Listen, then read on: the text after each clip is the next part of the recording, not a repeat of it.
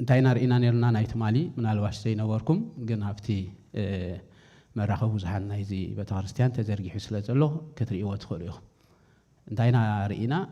كيدان مالت انتاي مالتيو إلنا كلايكا سلم تاي بزع كيدان بمحار يدلينا دبل حساباتي نارئينا أب حجيز ما تزلوا تمرتاتنا نريو جن أتي كيدان زكاة تو نجارات انتاي حجي من بس أو نجارات سلزخنا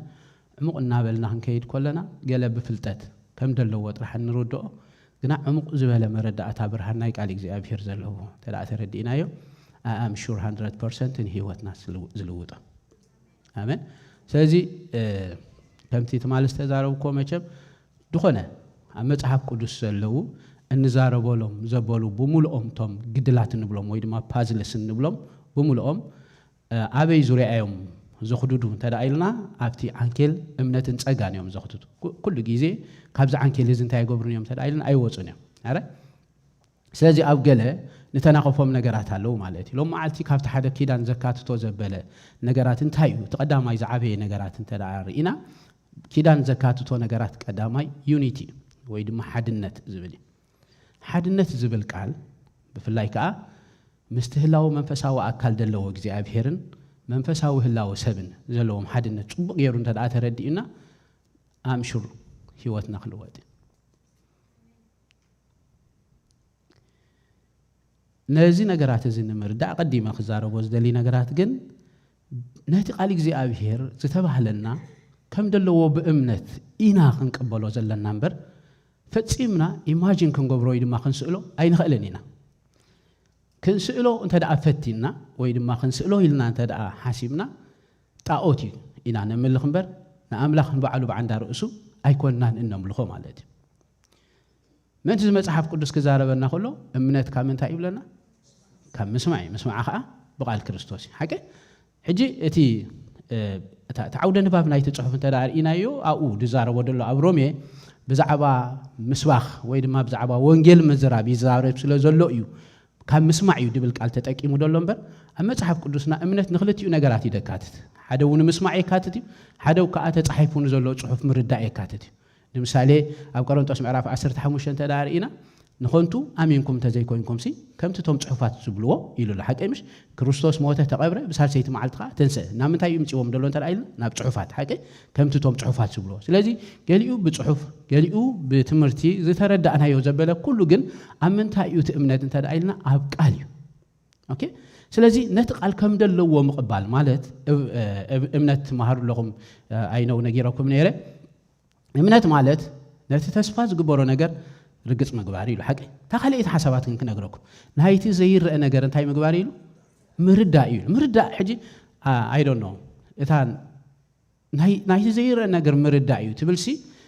ከመይ ጌርኩም በሐጽር ቃላት ዲፋይን ትገብሩዋ ወይ ድማኒ ከመይ ጌርኩም ክትገልጽዋ ትኽእሉ እንተትበሃሉ ነናትኩም መግለጽ መሃብኩም ኢለ ሓስብ ማለት ግን ምርዳእ ማለት እንታይ ማለት እንተዳይልና ኮንቪክሽን ማለት ርትዒ ማለት رتع مهلا والتي أي تريوني ها دايما أي كان هلا ونوت أواجان عداجان أيتوني أجر سلام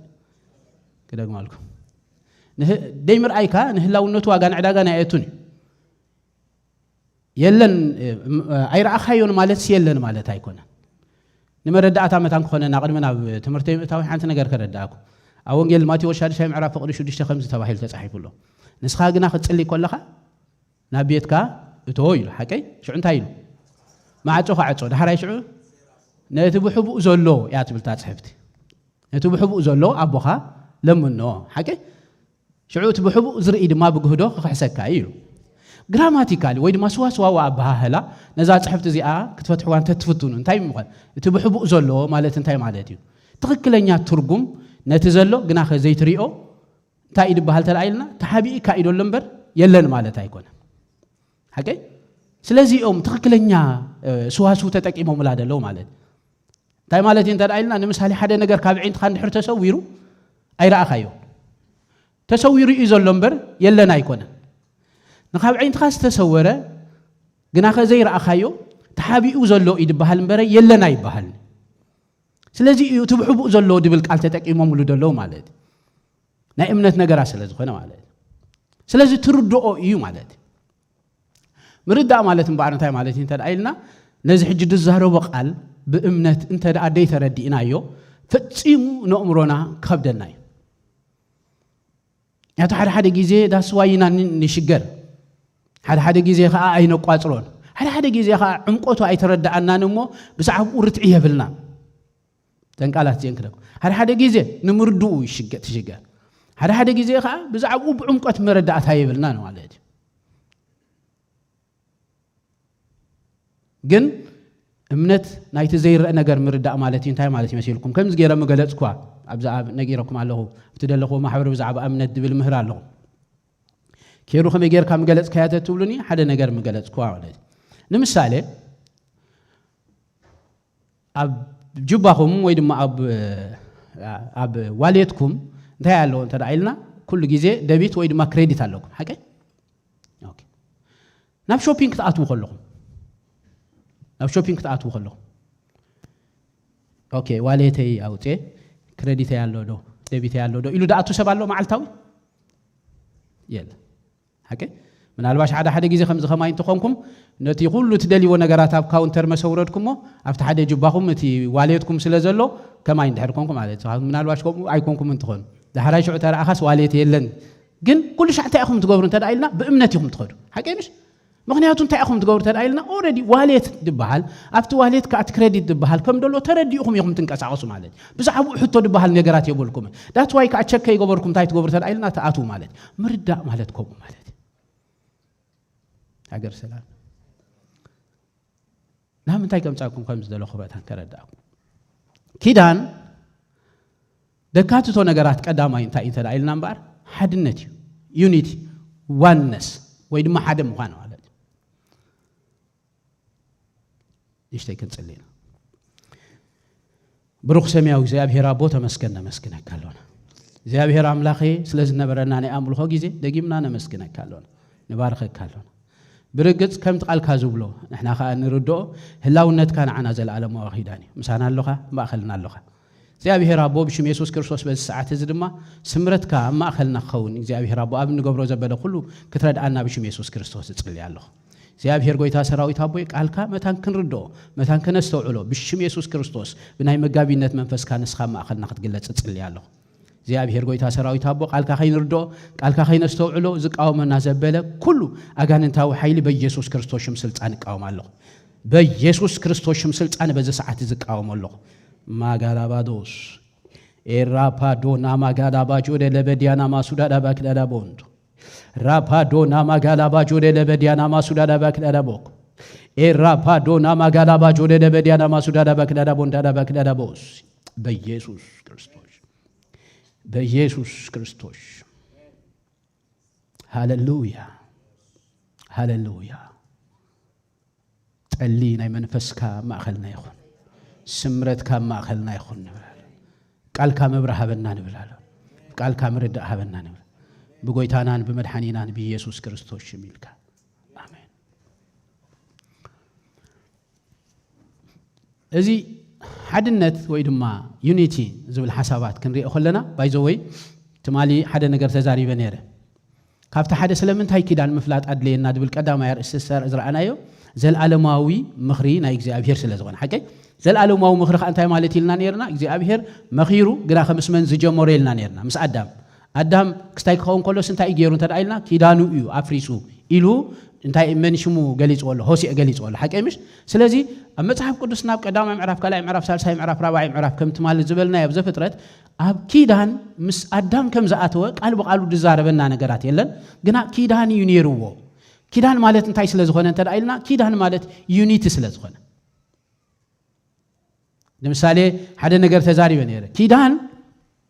أمونغو خلته سبات وي أمونغو خلته جوجلاتات وي دوما أمونغو هاجرات زئتو انتا إلنا نيرنا وعلي قاليو كفيلاو خون خيلي قاليو خا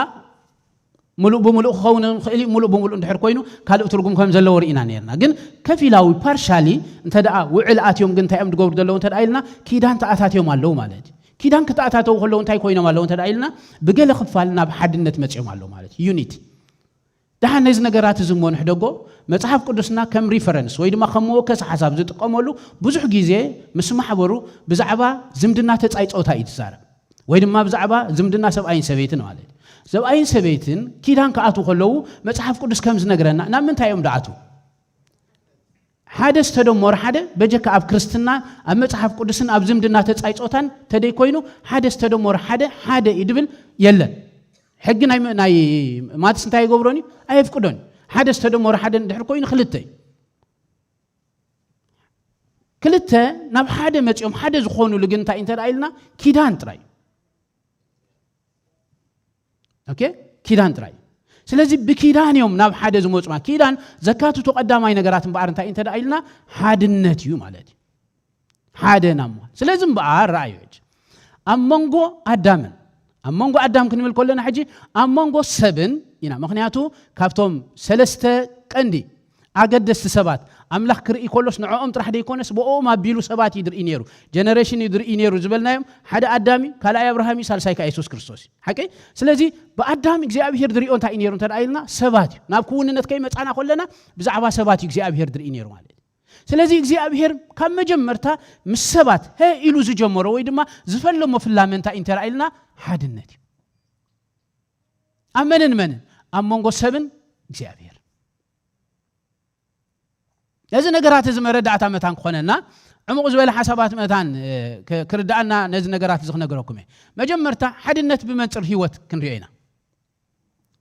ሓድነት ብምንታይ ብመንጽር ህይወት ምክንያቱ ኣብ መጽሐፍ ቅዱስና ሪኢኹም ኣለኹም መጽሐፍ ቅዱስና ናይ ምንታይ ጉዳይ እንተዳኢልና ናይ ህይወት ጉዳይ ኩሉ ኣብ መጽሐፍ ቅዱስና ዝተገብረ ብሙሉእ ተዋስኦታት ናይ እግዚአብሔር ሰባት ረኣይዎ እታ ሓንቲ ጉዳይ እንታይ እንተዳኢልና ጉዳይ ህይወት እያ ስለምንታይ እንተዳኢልና ካብ መጀመርታ እግዚአብሔር ንኣዳም ክዛረቦ ከሎ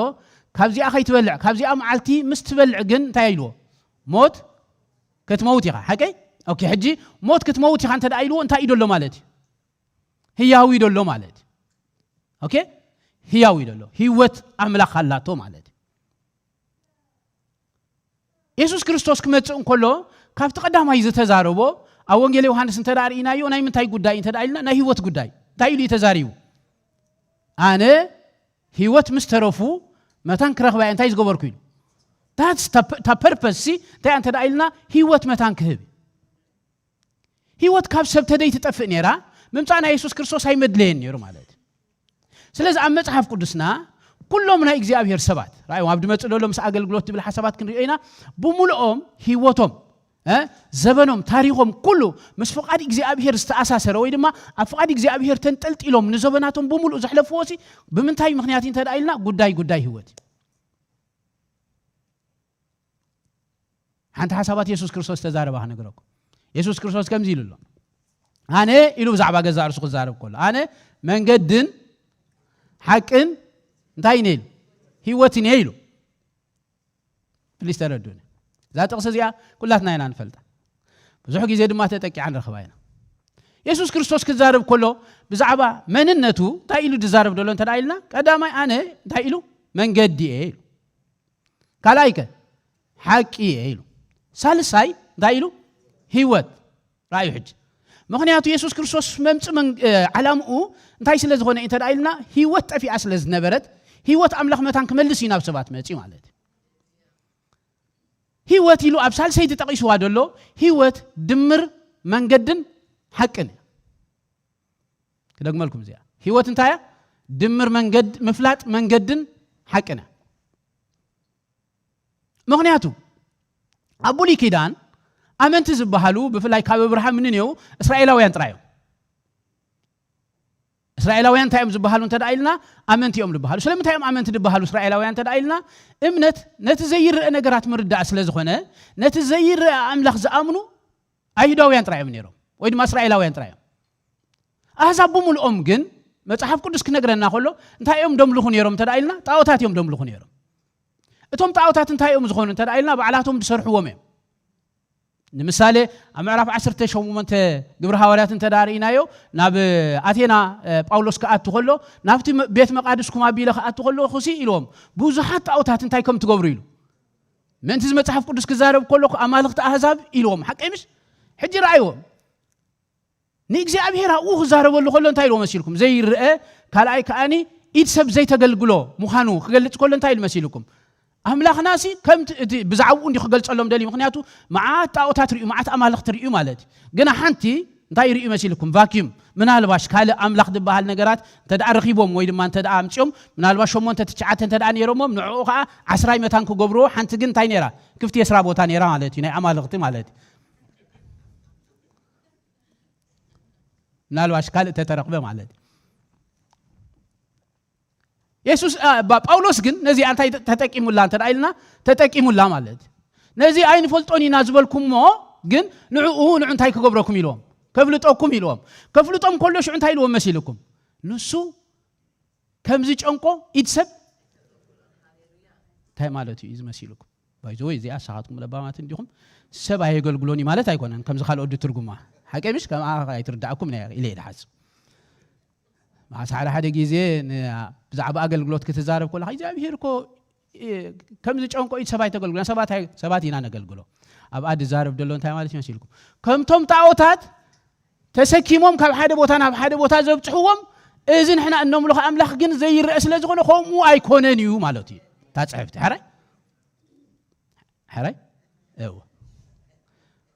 بايد زاربهم دول اجي نسو اير رأينيو كم زي نسخاتكم نتوم تعوتاتكم تسكيمكم كم حدا بوتانا مغنياتو يچونكمي تايدو چونكم يدالوهم غناخه اي قساقسوني ما اغرالوهم غيركم لهم يخم غنا يقساقسوني املاخنا غن كوم يكونن يدبلهم دول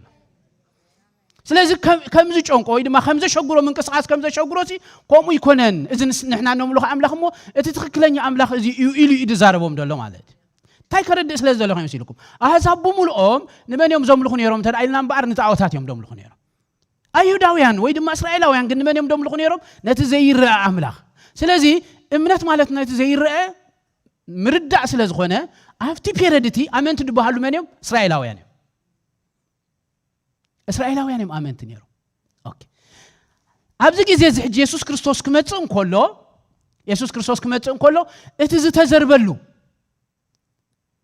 እቲ ብዛዕባኡ ዝተነግረሉ መሲሕ እንታይ ዝኸውን ንምድሓን መንገዲ ዝኸውን ንሱ እዩ እንታይ ገይሩ እንተዳይልና መጽዩ ነቲ ቃል እንዳንበብዎ እንዳፈለጥዎ ከለው ኢየሱስ ክርስቶስ ግን እንታይ ገበርዎ እንተዳይልና ኣይተቀበልዎን እቶም ዝኣመኑ ዘበሉ ግን ራእዩ ሕጂ እንታይ ይድብለና መጽሓፍ ቅዱስ ኣብ ወንጌል ዮሐንስ ምዕራፍ 8 ፍቅዲ 30 ክዛረብ ከሎ እንተዳሪኹም እንታይ ይድብለና ነቶም ብኡ ዝኣመኑ አይሁድ ግና ንመን ነቶም ብኡ እንታይ ዝገበሩ አይሁድ ሓቀይ ብኡ እንታይ ገይሮም ኣለው ኣሚኖም ኣለው እንታይ ኢሎም እዮም ኣሚኖም ንሱ ትመጽእ ዘለዎ መሲሕ ምዃኑ ኣሚኖም ኣለው ንሱ ክርስቶስ ምዃኑ ኣሚኖም ኣለው ንሱ ወዲ ኣምላኽ ምዃኑ ኣሚኖም ኣለው ግን ትምእማን ኣብዚ ዲድውዳ ኖ ነታ መንገዲኦም ሒዞም ኣደለው ነይኖም ሒዞም ኣደለው ነታ መንገዲኦም ሒዞም ኣደ ነት ኣነ መንገዲ እትብል ኣብዚኣ ትጅምር ኣብዚኣ ትውድእ ግን እንታይ ያለው ሽዑ ተዳኢልና እቲ ኣብ ብሉይ ኪዳን ጽላሎት ዝነበረ ግና ሓቅነት ድለብስ ናይ መስቀል ዕዮ ግን ኣሎ ንሳቶም ኣብ ብሉይ ኪዳን ዝገብርዎ ዝነበሩ መስዋዕቲ ጽላሎት ይነሩ እቲ ሓቂ ድብል ሓቂ ብመንጽር ሓሶት ኣይኮነን ሓቂ ብመንጽር ጽላሎት ይድዛረብ ደሎ ሲያኽ ነግሮኩም ፕሊዝ ተረዱን ደግመልኩም ሓቀይ ኣነ ሓቂ ክብል ከሎ ሓቂ ብመንጽር ሓሶት ኣይኮነን ድዛረብ ደሎ ሓቂ ብመንጽር ጽላሎት ይድዛረብ ደሎ ሽዑ እንታይ ኢልዎ መሲልኩም ነቶም ብኡ ዝኣመኑ ኣይሁድ ድማ ኢሎም بورد أمينهم ديم دلو نتا منجد فليت أمان ديم دلو بزعبا فيتشر كزاربهم كله كنتاي لو مسيلكم نتا حقيقة فلتوعهم تحقق حرا توصعكم يا يلو مغنياتنا مسكلا بيرو خيد سلازلو اتين ساتهم بتلالو تاو منجد دأمن ومسوعة زبحال زنبرنا يجنشل نجار مغنياتو نسوت جنشل سلازغنا حكي يوحنس مش كوم يلوال نو حاتيات عالم زرح جنشل أملاخ يلو أبتلالو تجن حاتيات زرح زنبر مني جنشل نورمالي نسوت تلالوتي يسوع كريستوس كنت حكي حجة تردينا سلازي نسو منجدي قداماي كسع مسكال زنبره مالتي نابي زمت نافت حكي دهرا شعو مسوعتي مسكفله كنت حكي ابي يزلون تدايلنا نتي صلالوت انتي زغبر زتك حكي مالتي دمر منجدن حقن انتي يتناي مودات التيميت جول ناي እግዚአብሔር ግን ታይ ህይወት ስለዚህ ጉዳይ መምጽና ኢየሱስ ክርስቶስን በአርታኝ ተዳይልና ጉዳይ ህይወት ትበሃል ህይወት አምላኽታ ዘዊት በሃል ታይ ስለዝኾነ ተራይልና ካብ ሰብ ስለስጠፈት ዩኒቲ ድበሃል ነገራትን ተዳተረዲና በዚህ መንጽር እዚ حدا نغرات ابي هوتنا دلوت نغرات كنغركم ترى سب كم زي كونك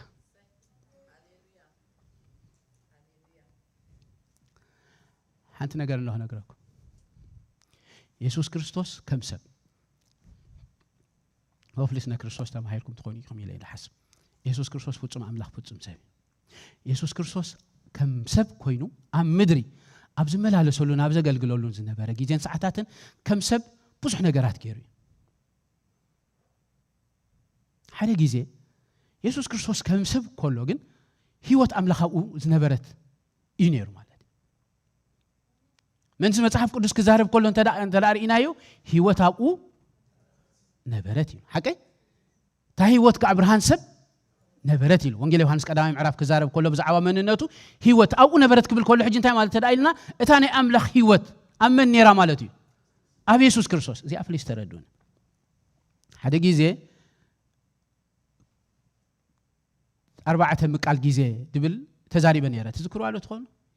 بقال نجارات كمان عب سنة ملكوت سيزم زبهال وزحات يوم دلو هكذا كالبينيزم أرمينانيزم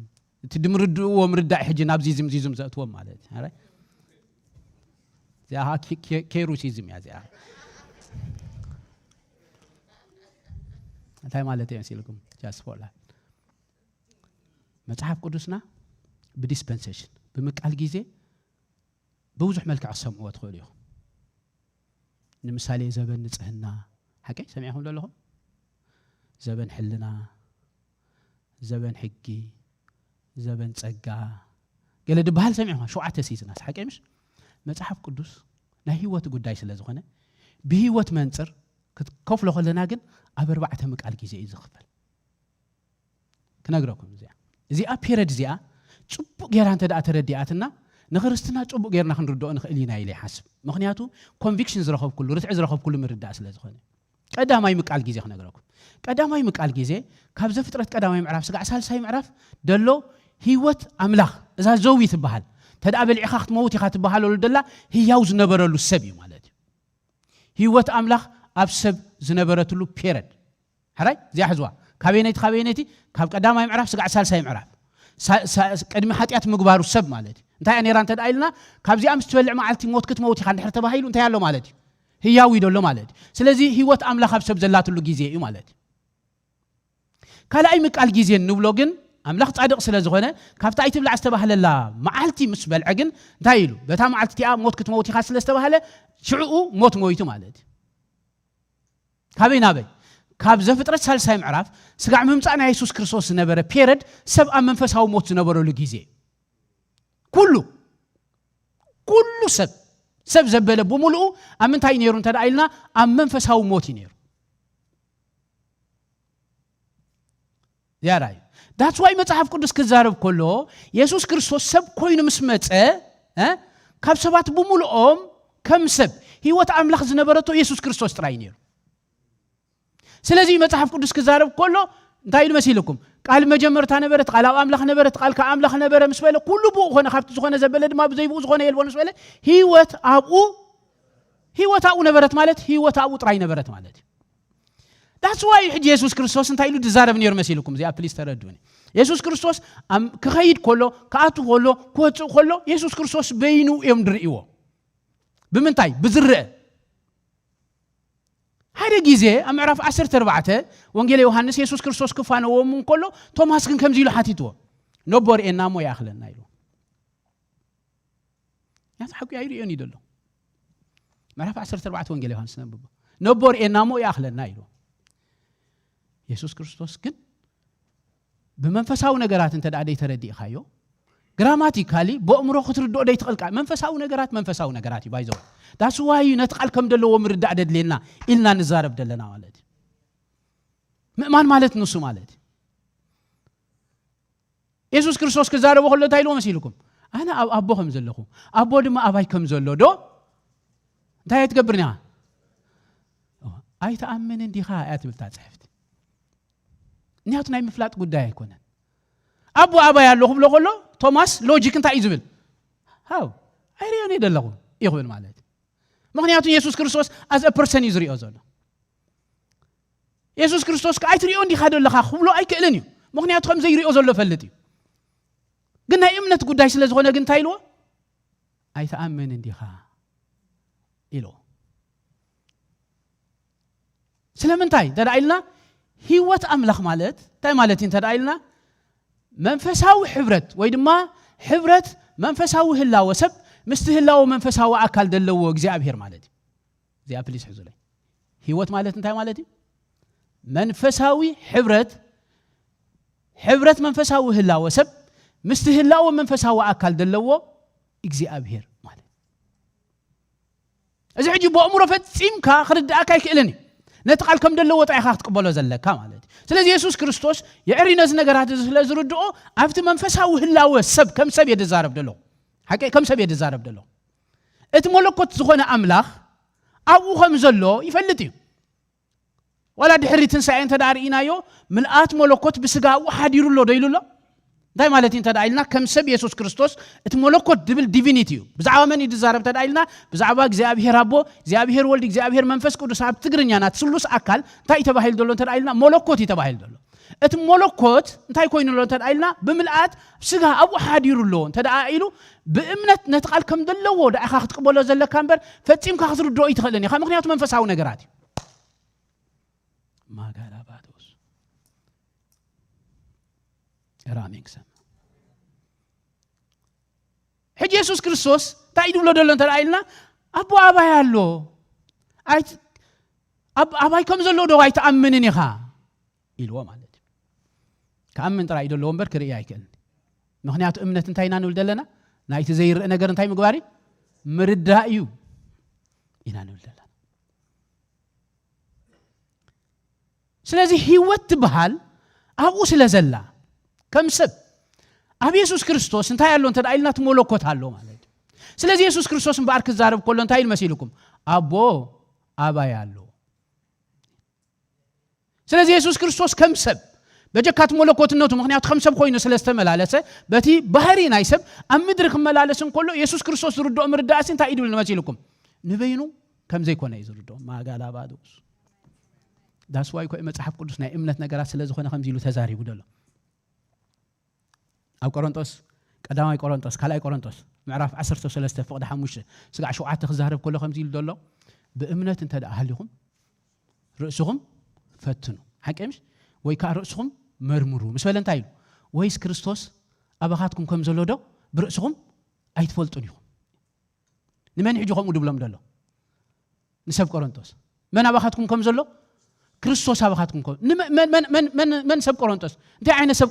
ቆሮንቶስ እንተ ዳርኢናዮም እንታይ ዓይነት ዝኾኑ ሰብ ቆሮንቶስ ዞም ሰብ ቆሮንቶስ ምፍልላይ ዝነበሩ ዞም ሰብ ቆሮንቶስ ኣብ ማእኸሎም ሓጢያት ዝነበሮም ጳውሎስ ከኣኒ ከም ስጋውያን እምበር ከም መንፈሳውያን ክዛረበልኩም ኣይኮነለይን ይድብሎም ደሎ ከም ሰብ ክትሪኦም ኮለኻ ብዙሕ ነገራት ደለዎም whatever እቲ ደለዎም ይሃልዎም ድኻሞም ሓጢያቶም ካልእ ነገራት ይሃልዎም ኣይሃልዎም ንሱ ይኮነን ኢየሱስ ክርስቶስ ከም ናይ ብሕቲ መድሓኒኦም ገይሮም ምስተቀበልዎ ግን ህይወት ምስረኸቡ ህይወት ማለት እንታይ ማለት እዩ ተዳኢልና ሕብረት መንፈሳዊ ህላወ ሰብ ምስቲ ህላወ መንፈሳዊ አካል ስለ ዝኾነ አምላኽ ኣብኦም ኣሎ ስለዚህ ንሳቶም ኣበካይዶኦም ኣበነባብሮኦም ክሪኦ ሆላ ሐዋርያ ጳውሎስ ለምንታይ ዚኣ መጽሐፍ አድልያቱ ኣፍታትዕቲ ኣመልስላ ራይዋ ታይሎም ኣሎ መሲልኩም ወይስ ክርስቶስ ኣባኻትኩም ከም ዘሎ ዶ ኣይትፈልጡን ኢኹም ክብሎም ኮሎ እንታይ ኢሎም ኮቶ ክፉእ ከይትገብሩ ናብ ኣምላኽ እንታይ ንገብር ኣለና ንልምና ኣለውና ኣትብልታ ጽሕፍቲ እንታይ ከይትገብሩ ክፉእ ሰብ ማዓስቲ ክፉእ ዝገብር ንበይኑ ዘሎ ኮይኑ ክስምዖ ኮሎ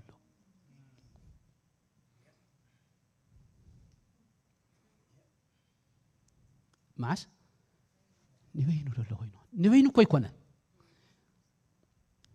ግን ዕምቆት ምርዳእ መንፈሳዊ ነገራት ኣይተረድኡን ኣሎ ማለት ንበይኑ ኮይኑ ክስምዖ ኮሎ ንበይኑ ይውስን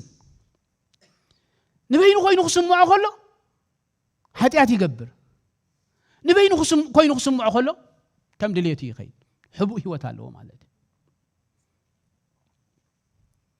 ንዑ ይኹም ኮይኑ ድስምዖ ዘሎ እምበር ሕጂ ሊትራል ነዛ ጽሕፍቲ እዚኣ ክነግረኩም ሊትራል ነዛ ጽሕፍቲ እዚኣ ክነግረኩም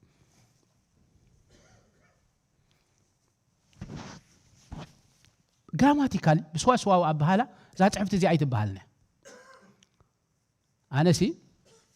أبان كبر كوينة دبدابي أنت تتصحف لكم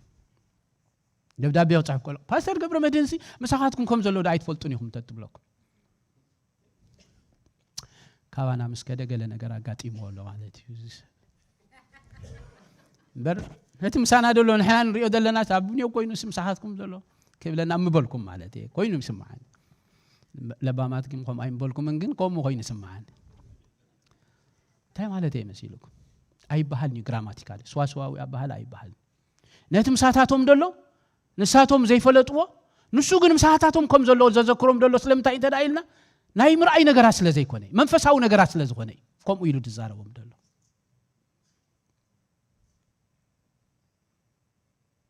هيقولهم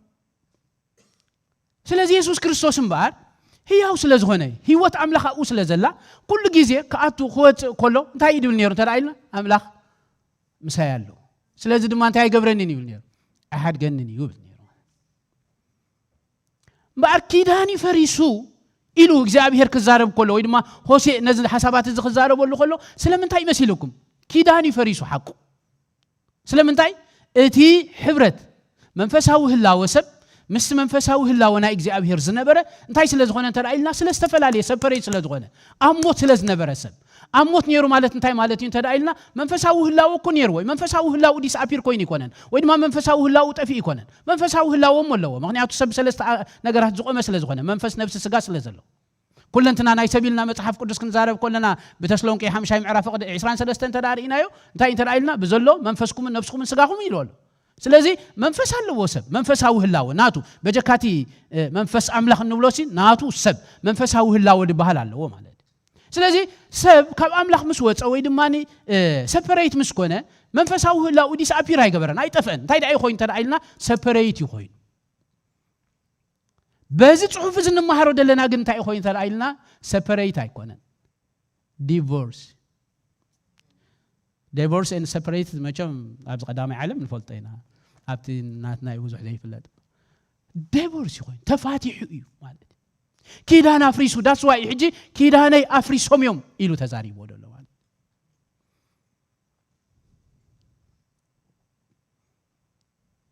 كم ولد ولادي مسيل والله كم زمدنا تتعيش أوتها مسيل والله كيدان كم زفرسه مالد سلازي زنبرنا يو هيوت أبسال ساي مقال أبكال أي مقال جيزين تدارينا ينبار هيوت أملاك كاب سب زتفقات له جيزي إنيرو مالت من سب that's why يسوع كريستوس كم زيلو تزاريبو هيوت حبرة ويد ما حدنا متان كرد الناس لز دلوقية أم عرف 14 وانجيل يوحنس أبزي مس بعد توماس زارو بولو زلو أفتهم عرفتي أخي وطانا يسوع كريستوس حد جيزي خمسيلو أنا هياوي أنا أنتاي هياوي نمن يحجهم ودبلهم دلو نتهم دك أمزامر شو أنت هاي لهم نعوم نسخاتكم كأهياوان كتكوني إخهم حجي هياوان كتكوني إخهم تدعي لهم هياوان ديهم دلو نو دايدا هيوت أملاخ بخاتكم يلان أنا جن هياوي دبلهم دلو حجي 5 مغنياتو هيوت أملاخ أوسل زلا مالد هياوان كتكوني إخهم دبلهم دلو جن تا أنت دعي لنا أبتات حفتي أنت دارينا أم عرف 14 فقد عسرا خبابي تزاري بودلو انت هاي تزاري ولا شيلكم بتا معالتتي يلو بينيت معالتي أمو كس صحفات انت داريخما بتا يسوع كريستوس كموتا زتنسى على معالتي مالتي شو انت تكوني يخم يلوم هياوان تكوني يلوم هياوان تكوني يخم مالت حج انت هاي مالتي بارت دايلنا سلازي يسوع كريستوس متصو كله انا هياو يخبل كله افتا عودن باب انت دارينايو هياو سلازغونه انت يالو انت دايلنا بعد زمدنا حبرت وي دماني حدنت الله مالت سلازي يسوع كريستوس نتاخد كوني يخم تبل حسابات مسام عرف 17 دلا وانجيل يوحنس انت دا تحيزني انت يلو مسيلكم كمتي انا نسخان حدا زغنا مالت انت مالت اينا مالت نسوم دم اوان انتي حدا خونو انتي مالت فيوتشر تريوا لهم أيكونون مالتي سلام انتي انت دايلنا سبات بمنفسه هلاو مچم مصحف قدس كزارب كله كم زيلو تزاري بولو زيا كرداكو معرف 12 ዕብራውያን ክዛረብ ከሎ ዝቀጽዑና አቦታት ስጋና ካብ ዝህልውና ዶይሉ حقي بزعبا ዲሲፕሊን ክዛረብ ከሎ حقي እቲ አቦ መናፍስቲ ትብላል حقي ታቦ መናፍስቲ አው ሕጅ ተዛሪብ ዋደሎ ታ መናፍስቲ ድብልታይ መሲላትኩም ስሞል ሌተር ኤስ ያ ዳይ እንተላይልና ስፒሪቹዋል ቤን ናይሰብ ወይ ድማ መንፈሳዊ ህላወ ሰብ ይድዛረብ ደሎ ሰብ ካብዚ ስጋዝ እንተዳወጪ ስጋ እንተዳደይቡሊ መንፈስ ተባሂሉ ድጽዋዕ ማለት መናፍስቲ ይልዎም ደሎ አው ሕጅ እንተላይልና ነት መንፈሳዊ ህላወ ሰብ ማለት ምንት ዝኸያ ሐዋርያ ጳውሎስ ኣብ ካልኣይ ቆሮንቶስ ተዳሪኡኹሞ ኣብ ልዕሊ ዛ ምድራዊት ናይ ድንኳን ቤትና እንተፈረሰት ገለይሉ ምስተዛረብ እንታይ ኢሉ ኣብ ልዕሊኡ ክንለብስ እምበር ክንቅንጠጥ ስለዘይንፈቱ ኢሉ حقي ክንቅንጠጥ ዕሩቃት ኮይና መታን ከይንርከብሲ ኣብ ልዕሊኡ ክንለብስ እምበር ክንቅንጠጥ ስለዘይንፈቱ ነታ ሰማያዊት ቤትና ክንለብስ እንታይ ንገብር ኣለና ምቅንጣ እንድሕር ተቀንጢጡ እንታይ ድኸውን ተዳኢልና ሓደ የለን ማለት حقي ካብዚ ስጋዝ እንድሕር ወጪው መንፈሳዊ ህላው ጥራይ ተርፍ ማለት ስለዚህ እቲ አቦ መናፍስቲ ኢልዎ ደሎም በአርታይ እንተላይልና አቦታት ስጋና ዚያ ሕዙላይ አቦታት እስክንበል አቦታት ማለት እንታይ ማለት ብዙሓት حقي مش ስጋና ማለት ከኒ ብዙሓት ንሕና ብዙሓት ሳቶም ብዙሓት አቦታትና ብዙሓት እዮም حقي መቸም አቦሁም አይኮነና አይ አቦይ አይኮነና አቦሁም መቸም በስጋ በበይንና حقي ደ ኦኬ ነገር ሰላም አቦ መናፍስቲ ድብል ግን አቦ ሓደ መናፍስቲ ግን ብዙሓት ኦኬ رايو አንባል نحنا بمنفساو ህላወና ምስ ህላው መንፈሳዊ አካል ደለው እግዚአብሔር እንታይ ነሩና እንተ ዳይልና ዩኒቲ ነሩና ዛግራም እዚያ ክስታይ ክነግረኩ አፍቲ ሓደ ዝኾነ አምላኽ ሓደ ስለ ዝኾነና እዩ ሓድነት ነሩና አበናይ እቲ ሓደ ዝኾነ አምላኽ በሓንቲ ነገር ከረዳአኩም ስለዚህ ለብዚ እጂ ንዑ አይጥቀምነ ንመረዳእታ መታን ክትኮነና ሓንቲ ታኒ ካምጹ ብዙሕ ርሳው ስተእትውላ እታ ሓንቲ ኮንቴይነር ያ ነዚኦም ብዙሓት እንታይ ጌራቶም ደላ ሓንቲ ጌራቶም ደላ حقي ካብቲ ሓደ ድበሃል ተን ብዙሓት ርሳው ስትምስወጻ እንታይ ይኾና ፋሒብላ حقي ምንት እዚ መጽሐፍ ቅዱስ ክዛረብ ከለኮ ኩላትና ከመባጊዕ ተባረርና ነፍስ ወከፍ ከአ ነና መንገዱ ዘንበለ ይወደሉ ታይና ኮይና እንተ ዳይልና ወጪና አምዕራፍ 10 ዲዩ ሓደ ግዜ ብዛዕባ ኢየሱስ ክርስቶስ እቲ ዝገብሮ ዝነበረ ሙቭመንት ብሙሉእ እንታይ ምስ ገበሮም መሰሸገሮም ዳሕራይ ሽዑኡ ብዛዕባኡ ክዝትዩ ከመይ ገይሮም ከም ዘጥፍእዎ ክመኽሩ ኢሎም ምስ ሓሰቡ ዳሕራይ ካብኣታቶም ሓደ እቲ ካህን ዝነበረ እንታይ ኢሎ ካብ ኩሉ ሰብ ዝሽገር ሓደ ሰብ እንታይ ደይ ትገብሮ ደይ ተጥፍኦም እዩ حقي ኣይፈለጠን እምበር እንታይ ይዛረብ ነይሩ ግን እቲ ጽሑፍ ክዛረብ ከሎ እንታይ መታን እንታይ ምእንተኦም ጥራሕ ማዓስክ ሞውት ኮይኑ ኢሉ እንታይ ዳ ናብ ሓደ ከኣመታን እንታይ ክገብሮም ያ ትብል ከም ጾም እምበር ናበይ መታን ከም ጾም ናብ ሓደ መታን ከም ጾም ሓደ መታን ክገብረና ኪዳንና መታን እንታይ ከውን ተዳኢልና ክጸንዕ ተፋቲሕና ዝነበርና ወይ ድማ ዲቮርስ ነበርና ምስ አምላኽ ኪዳን መታን ከልወና እንደገና ቆይ ሓድሽ ኪዳን ድበሃል ገይሩ ኪዳን ገይሩ ሓዲስና ኪዳን ማለት ተዳኢልና በአር ዩኒቲ ማለት አበይ ተዳኢልና አብ አምላኽ እዛ ነገራት እዚያ ክነግረኩ አነ ህያው እሞ ምስ በለ رايواتا صحفت معرف 14 معرف 14 ወንጌል ዮሐንስ ተዳሂስኩም ላይ ታይከም ትብልክ ነገርኩ ስለዚህ ዩኒቲ ድበሃል ነገራት ጽቡቅ ገይሩን ተዳአ ተረዲእና ታይኩም ስለዝደለኹ የመሲልኩም ዛ ነገራት እዚያ ክነግረኩ ኣብዚ መኸላእታ ስለስተ ገብርኤል ምውራድ በጣም የድፈቱ ባይዘው ብዙሕ كم زندال كايد فوت جانا غير زي احنا نقولكم اتحق حقي اتكون ان تكوني بيسوس كريستوس زتودى نغرات قدمه هنت ولا حنت هيت ليوني قدمه هنتو مأمان كان دي مأمان كان تراي تمكرو نوحات جيزي ني اغلغلوت مصوعشم اي حتتني تمالي غويتا مقبال كان لو مغويتا مقبال كان اي حتتني لو يابدخ مالخا ወይ ሳብርታዓይ ህይወት ኣለኻ ኣይሓትትኒ ምናልባሽ ሎማ ኣብ ድኻም ሃለኻ ክትከውን ትኽእል ኢኻ እዚ ቃል እዚ ግን ምስ ድኻምካ ምስ ብርታዓይኻ ኣዋጋን ዕዳጋን ዝኣትው ኣይኮነን ንምብርታዕ ግን ድሕግዘካ እዚ ክብል እንከለኹ ንምብርታዕ ንምድካምካ ከተባብዕ ስለ ዝደለኹ ይኮንኩን ወይ ድማ ንምድካምካ ከተባብዕ ስለ ዝደለኹ ይኮንኩን ግን ቃል እግዚአብሔር ሓቂ ስለ ዝኾነ at any situation ኣብ ድኾነ ነገራት ሃሉ ኣብ ድኾነ ነገራት ሃሉ ብትኽክል ግን ንጎይታ ኢየሱስ ክርስቶስ ከም ናይ ብሕቲ መድሓኒኻ ጌርካ ተቐቢልካዮ ኢኻ ኣይተቐበልካዮ እንትግድ ብሓቂ ኢየሱስ ክርስቶስ ከም ናይ ብሕቲ መድሓኒኻ ጌርካ ተቐቢልካዮ እንተ ደኣ ኮንካ ኣብኡ ዝተፈጸመ ፍጻመ እንታይ እንተ ደኣ ኢልና እምበር ኪዳን እዩ ተፈጺሙ እንታይ እቲ ዳይቮርስ ነበር ወይ ድማ ሰፐሬሽን ዝነበረ ንሱ ናብ ምንታይ መጺ እንተ ደኣ ኢልና ናብ ዩኒቲ መጺ ማለት እዩ ዋንነስ ስለዚህ እምበር እንታይ እድብል ደለኹ መሲልኩም ድኾነ ነገራት ቦታ ደለኻዮ ክኸውን ይኽእል እዩ ግን ኣምላኽ ኣባኻ ኣሎ ሕጂ ከምኡ ዶ ንሪኣ ንገዛእ ርእስና እዩ እቲ ሕቶ ነግረኩም ክልተ ሓሳባት ኢና ንርኢ ተቐዳመይቲ ዋልነስ ብመንጽር ህይወት ኢና ንርኢ ዘለና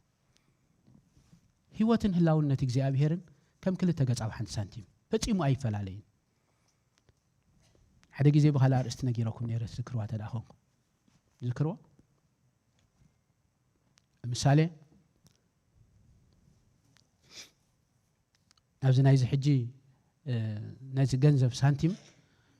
እቲ ክልተ ገጻት ዘለዎ ብኸመይ ንጽውዖ ኣይፈልጥን ኣብ ናትና ዝነበርናዮ ግዜ ግን ኣንበሳን ንጉስን ኢልና ኢና ንፈልጥ ሓቀይደ ኣዋ ስለዚህ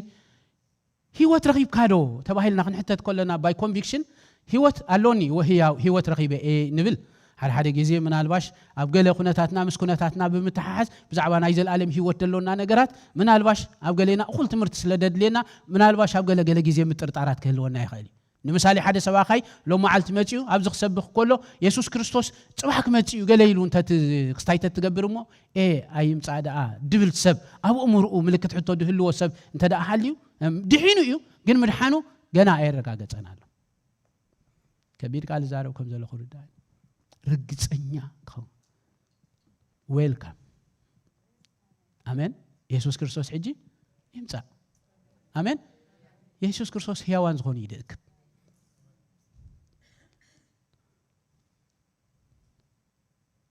رايو تايكم زوره نغيرو وانجيل يوحنا معراف 10 واحد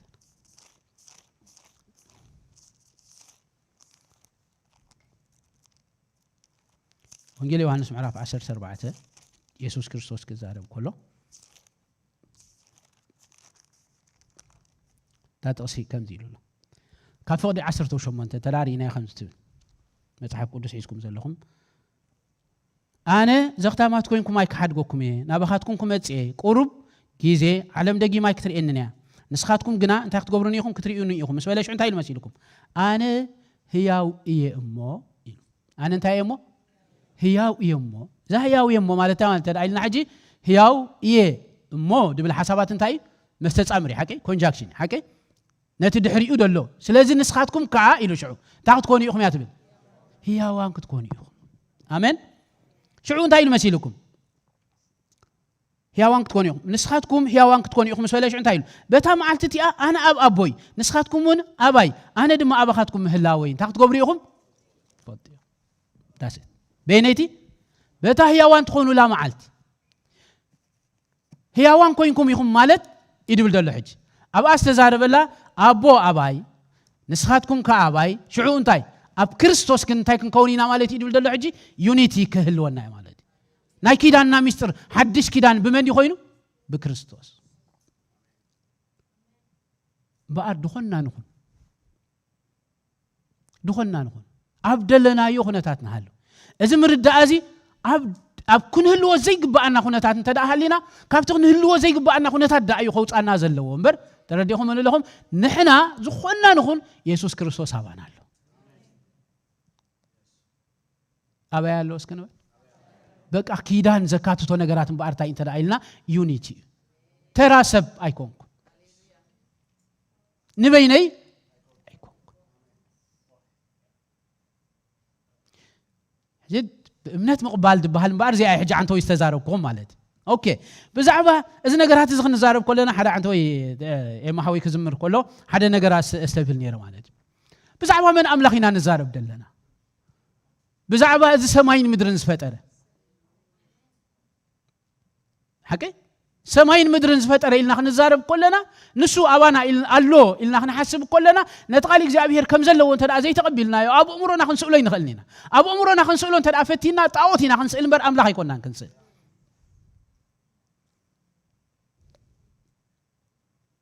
أب جيزة بولي كيدان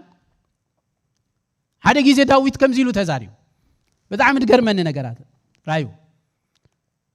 نزح جن تدع تردي الناسي نحن هذا كم يكونوا بلوينا مالتي أستوبلوا لهم أوكي المزمور 39 تدي تجاجي كم زيزو بالحسابات هذا زي أبليس هستوبلوا لي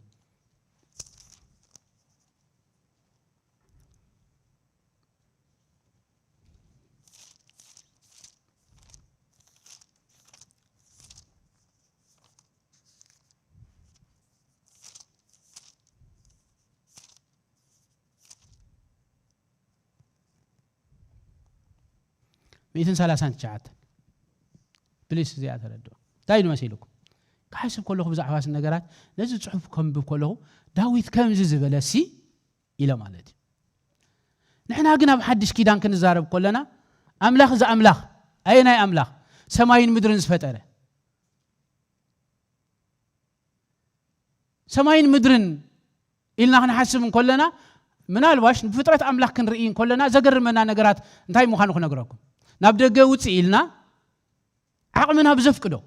مخنياتو 5 دروتات سلازخنا عيننا بزفكدو ويدما تفطرونا بزفكدو كنريو بنخل عقمي تفطرونا إجزابير انت دارينا نسو نبعلو انت دايلنا أغلي داي قبرك نسو انت دايلنا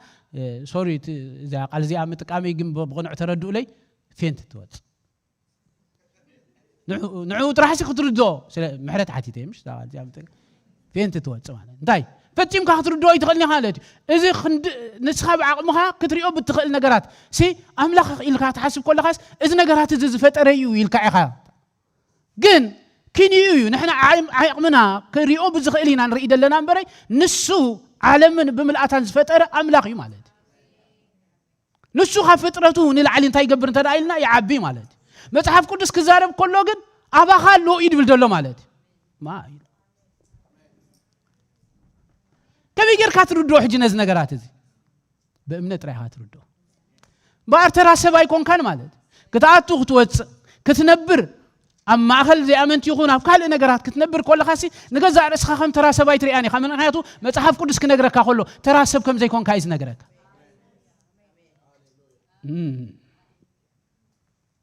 ما قال عبادوس داويت هاب زي بنبولي كده إذا نجارات زابي هو تغير تفتح ما خلوا بس عبانا أملاخ نجار كحسب كله كم زيلو تزاريم تايل تزاريم مسيلو قوي تاي نسخة تاي قبر كانيلو مرمر كانن فلت كانن نمقماتين متنسئين تفولتو نحساباتي كابر حق تستوعلو قوي تاي حنت قال أما الحاسي كي الله سيلو إنه كله تفولتو يخا مو مخادين مدك أسين تمرمر نبزلو من قد ياتبي كاتفولتو يخايلو شو خم زيلو تزاريم بدحريتن بقدميتن كبب كان زي عدله إيد كاون انتاي قبر كالي أمبر كالي إذا فلتت إذا أجي قرمن لعوليو انتاي كقبر يكلني انتاي سلز قبر كان يدو بلو دلو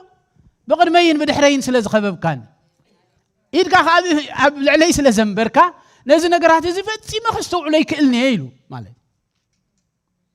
نحنا قلنا نزارب دلنا بحديش كده نقول بقدمين بدحرين سلز خببنا يكوننا أبانا سلز اللوينا نزارب دلنا ما قال أبادوس انتاي تبلو حجنا زنك فتسيما خشتو عليك إلني نزفلت تزفت سيما خركبو أي كإلني إلو داويد هو خنركبو ينخلنينا بأمنتك نقبله أتو كنوت كنقلقل كل ناسي ترى سبات يكوننا زي أبجاهم كده جمولكم زي أبجاهم كده جمولكم ما عاسي خاقوي تقبلك أمن تاي منفسه هلاوي إخد اللخا እንታይ ዝብል መፀውዒ ሽም ናይ ኣገልግሎት ኣለካ ኣየገድስኒው የድብል ደለኹ ኣየገድስኒ ንስኻ ንክርስቶስ ስለተቀበልካ ኣብዚ ቸርች እዚ ይፈልጡካ ዲዮም ሰባት ኣይፈልጡካ ዲዮም ብድሕሪ ተኻፊልካ ዲኻ ትኸይድ ገለ ብዘየገድስ ንዕኡ ምግባርካ ተቀቢለ ይኮንኩ ግን ኣምላኽ ኣባኻሎ መፀውዒ ሽም ስለዘይብልካ ንገዛ ርእስኻ ከምቲ ኣምላኽ ድርኢካ ዳኢኻ ክትሪኣ ደለካ እምበር ከምቲ ሰባት ድርኢኻ ይኮንካ ክትሪኣ ደለካ ሓደ ጊዜ ከም ዝርኢኹም ኣለኹ መቸም ጳውሎስ ኣብ ጊዜኡ ብዛዕባ ገዛ ርእሱ ዝፈልጦን ተረዲእኹም ኣለኹም ኣብታ ጊዜኣ ከዓ ሃናንያ ብዛዕባኡ ድዛረቦን ኣምላኽ ብዛዕባኡ ድዛረቦን ኢየሱስ ክርስቶስ ብዛዕባኡ ድዛረቦን በበይኒ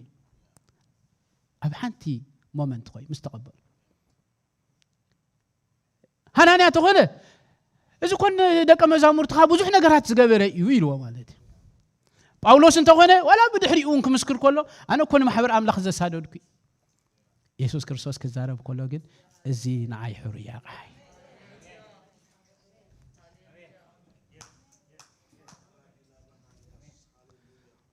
ኣቱም ሰባት ተራ ሰባት ኣይኮንና ደረጃ ትምህርትና ብጽሕናና እንነብሮ ናይ ናብራ ስታተስ ተረዲእኹም ንለኹም ብዘይገድስ ንሱ ኣብዛ ምድሪ እዚኣ ዝተርፊ የድልየና ደው የድልየና ክሳዕ ማዓስ ክሳዕ ከምታት ማል ዝተዛረብኳ ክብሩ ከም እንታይ ኢሉ ከም ዕንበባ እዩ መንፈሳዊ ነገራት ግን ሓቂ እዩ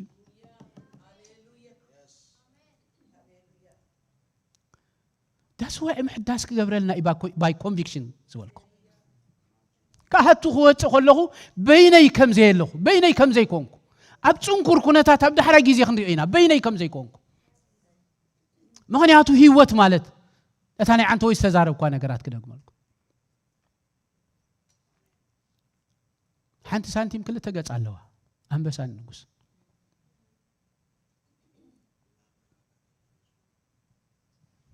ዳዊት ሓወይታ ኣንበሳን ንጉስን ዘለዋ ሳንቲም ደርቤ እንድሕር ገዲፈሉ እታ ኣንበሳ ናብኡ ትኸይድ እታ ንጉስ ናባይ ትተርፍ ተርፍ ዳ እንታይ ዳ ኣንበሳን ንጉስን እየን በፂሕነው ህይወትን ህላውነትን ከም ክልተ ገጽ ኣብ ሓንቲ ሳንቲም ህይወት ረኺብካ ማለት ህላውነት እግዚአብሔር ምሳኻ ኣሎ ማለት ዳስ ዋይ በዛ መዓልቲ እቲኣ ኢሎም ከምቲ ኣነ ኣቦ ድማ ኣባይ ኢየሱስ ክርስቶስና መስቀል ቀድሞ ምኻዱ ኣድሕር መስቀል ንዝኸውን ኩነት ክዛረብ ከሎ እንታይ ኢሉ ተዛሪቡ ተዳኢልና እምበኣር ከምቲ ኣነ ንስኻ እንታይ ዝኾንና ኢሉ ሓደ ዝኾንና ንሳቶም ከዓ እንታይ ትብል ኣባና ሓደ ክኾኑ ነዚ እንታይ ይገብር ኣለኹ ኢሉ ይልመን ኣሎ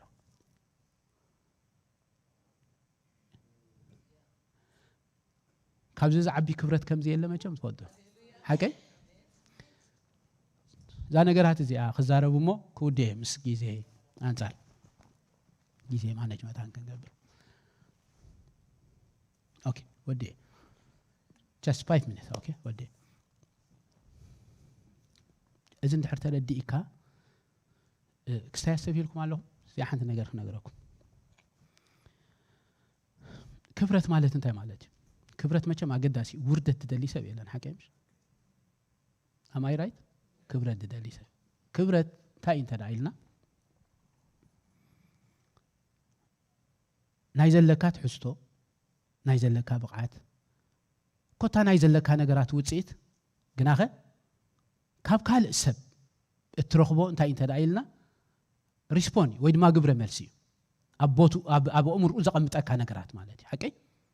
ንምሳሌ ነዚ ነገራት እዚ ዲፋይን ክንገብሮ ይንኽእልን ኢና ካብ ናብ ግን ኣብ ርእስና ንሰባት ፈላሊና ነቐምጠሎም ቦታታት ኣለና ፈላሊና ነቐምጠሎም ነገራት ከዓ መበገሲኡ ወይ ትሕዝቶኦም ክኸውን ይኽእል እዩ ወይ ትምህርቶም ክኸውን ይኽእል እዩ ወይ ስልጣኖም ክኸውን ይኽእል እዩ whatever ሓቀይ ነዚ ነገራት እዚ ብቃላት ክትገልጾ ይትኽእልን ኢኻ ግን ኣብ እምሮኻ ተቐምጦ ነገራት ኣሎ እዚ በትኻለ ኣካል ዝመጽእ ግብረ መልሲ ኢና ንዛረብ ደለና ክብረት በትደሎካ ነገራት እትኻለ ኣካል ድህበካ ግብረ መልሲ ኢና ንዛረብ ደለና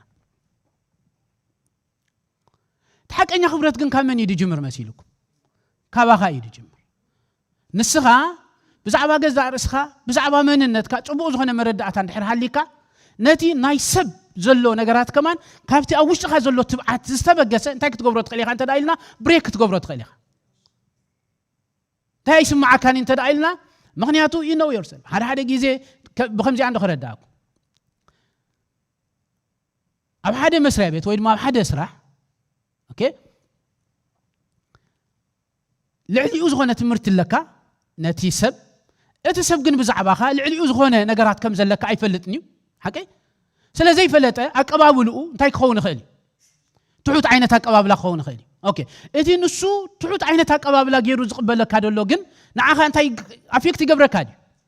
ኣፌክት ዘይገብረካ ስለምንታይ ብዛዕባ ገዛ ርስኻ ንስኻ ስለትፈልጣ ከምቲ ንሱ ዝሪኤካ ዘሎ ከምኡ እንድሕር ኮይንካ ንስኻ ግን ልክዕ ከምኡ ይድስምዓካ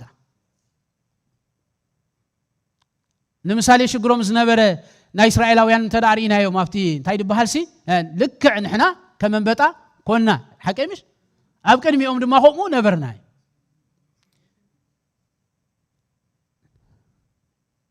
ያሱን ካሌብን ግን ነቲ እግዚአብሔር ዝተዛረቦ ነገራት ብምዝካር አቱም ሰባት ኣብ እግዚአብሔር እንታይ ይትግበሩ ኢሎም ኣይተዓምፁ እዚኦም ንዓና እንታይ ናይም ስለምንታይም ተዳኢልና እግዚአብሔር ዝተዛረቦም ነገራት ስለዘከሩ እንታይ ክብል ስለዝደለኹ ይመስልኩም ክብረት ካብቲ ዘሎካ መለክዒ ካብቲ ደሎካ ነገራት ድመጽ ነገራት ትብዓት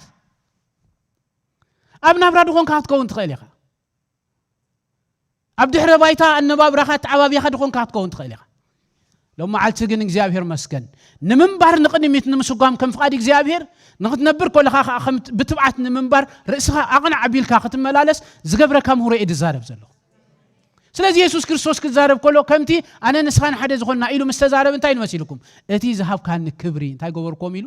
ሃብኩዎም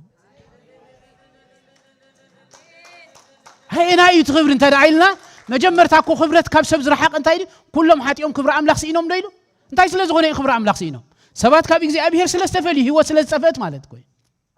ምክንያቱ እቲ ሰማይን ምድርን ዝፈጠረ እግዚአብሔር ምስ ሰብኣት ይዎ ዝነበረ ኪዳን እንታይ ስለ ዝኾነ ሰባት ባዕሎም ስለ ዘፍረስዎ ክብረት ካብ ሰባት ርሒቁ ማለት ናዚ ናይ መረዳእታ ካመን ውሰዱ መሲላትኩም እቲ ናይ ደዓበ እግዚአብሔር ኣብ ዘጸአት ምዕራፍ 25 ኣነ ኣብ መንጎኹም መታን ክኸውንሲ እንታይ ግበሩ ለይልዎ መቅደስ ሩሑ ለይልዎ ምሽ ሓቀይ ታቦት ኣብ ሓደ ግዜ ደቂኤሊ ሓጢያት ምስ ገበሩ ካልእ ምስ ኮነ ታቦት ምስ ተማረኸ ግን ሰይት ፊንሃስ እንታይ አይላ ታቦት ተማሪኹ እሞ ክብረት ካብ እስራኤል እንታይ ገይሩ ርሒቁ ምክንያቱ ታብ ማእኸሎም ክብረቶም ዝኾነ እንታይ ስለ ዝኾነ ተራኢልና ስለስተወስደ ክብረት ካብ ሰብ ዝረሓቕ ኩሎም ሓጢኦም ክብሪ ኣምላኽ ሲኢኖም እዮም ዝብል መዓስዩ ተፈጺሙ ተራኢልና ሰባት ኪዳን መሰፍረሱ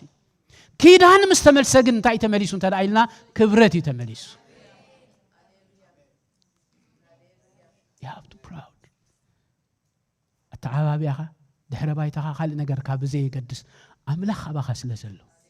ሰማይን ምድርን ዝፈጠረ እግዚአብሔር ኣባኻ ስለ ዘሎ ንስኻ ግን እንታይ ኢኻ ተዳኢልና ክቡር ሰብ ኢኻ እረሎም መዓልቲ ርእስና ከነቕንዕ እንከላለን ክንነብር ኮለና ኣምላኽ ምሳና ከም ዘሎ ኮይና ክንነብር ይግባአና እግዚአብሔር መስገን ካብ ዘለና ተሲና ንኣምላኽ ክብሪ ክንወይና ማጋላባዶስ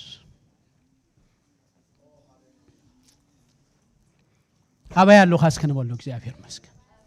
ኣባና ኣለኻ ንበሎ እግዚአብሔር መስገን ካልእ ነገራት ኣይድልየናን ኣምላኽ ኣባኻሎ እቲ ክገብር ዝኽእል ትንቢት ኣይድልየካን እግዚአብሔር መስገን ቃል እግዚአብሔር እቲ ዝጸንዐ ትንቢት እግዚአብሔር መስገን ተራ ሰብ ኣይኮንካን እግዚአብሔር መስገን ናይ እግዚአብሔር ክብሪ እግዚአብሔር ክብረት ወይ ድማ ክብሪ ኢሉ ዘቋጽሮ ነገራት ኣባኻሎ ድሕረ ባይታኻ ብዘይ ይገድስ እግዚአብሔር መስገን ሎሚ ከምኡ ክንኣቱ ሎሚ ከምኡ ክንወጽ ሎሚ ከምኡ ክነገልግል ይግባአና እግዚአብሔር መስገን ማጋላባዶስ ሃሌሉያ ሃሌሉያ ሃሌሉያ ሃሌሉያ እስኪ ሓንሳ እግዚአብሔር መስገን ናምላኽ ክብርን ሃቦ እግዚአብሔር መስገን ምሳይ ያለውሃስ ክንበሎ ኣነ እግዚአብሔር መስገን ተራ ሰብ ኣይኮንኩን እስክንበሎ በይነይ ኣይኮንኩን ህይወት ኣምላኽ ዘለውን ሰብ ንበሎ እግዚአብሔር መስገን ህይወት ማለት እዚ ማለት እዩ እግዚአብሔር መስገን ናብ ምንታይ የእቲና እንተ ዳኢልና ኪዳን ማለት ናብ ዩኒቲ ናብ ሓድነት የእቲና እቲ ዝፈረሰ ኪዳን እግዚአብሔር መስገን ናብ ሓድነት ናበየናይ ናብቲ ሰማይን ምድርን ዝፈጠረ እግዚአብሔር ህላው መንፈሳዊ አካል ደለው እግዚአብሔር ኩሉ ዝኽእል እግዚአብሔር ፈጽምና በእምሮና ከነቋጽሮ ይንኽእልኒና ማጋላባዶስ ሩፓላባዶና ማጋላባጅ ወደ ለበዲያና ማሱዳላ ባክዳዳቦ ራፓዶና ማጋላባጅ ወደ ለበዲያና ማሱዳላ ባክዳዳቦ ኢራፓዶና ማጋላባጅ ወደ ለበዲያና ማሱዳዳ ባክላቦስ ሃሌሉያ ሃሌሉያ ሃሌሉያ ሃሌሉያ ምሳያለሁ ኻን ቦሎ እግዚአብሔር ይመስገን ምሳያለሁ ኻን ቦሎ ምሳያለሁ ንበይና ይኮንኩን ካብ ሕጂ ኻአቱ ወጽ ኸለሁ ከም ተራ ሰባይ አቱኔ ከም ተራ ሰባይ ወጽኔ ከም ተራ ሰባይ ነብርኔ እግዚአብሔር ይመስገን ሃሌሉያ ማጋላባዶስ ንበይና ይኮንኩን ቦሎ እግዚአብሔር ይመስገን إذا عبد حراي وصيته خندينا እግዚአብሔር መስገን ምንታይ ከም ዝተቀመን ምስ ጊዜና አንጻር እግዚአብሔር መስገን አብዙ መጽ ዘሎና ይሞዳታ ጊዜና ይጾሎት ጊዜ እንገብሪና እግዚአብሔር መስገን ፓስተር ናብዚ ክጽውዐ አምላክ ከነ መስገነና እግዚአብሔር መስገን ምስ ፓስተር ኮይና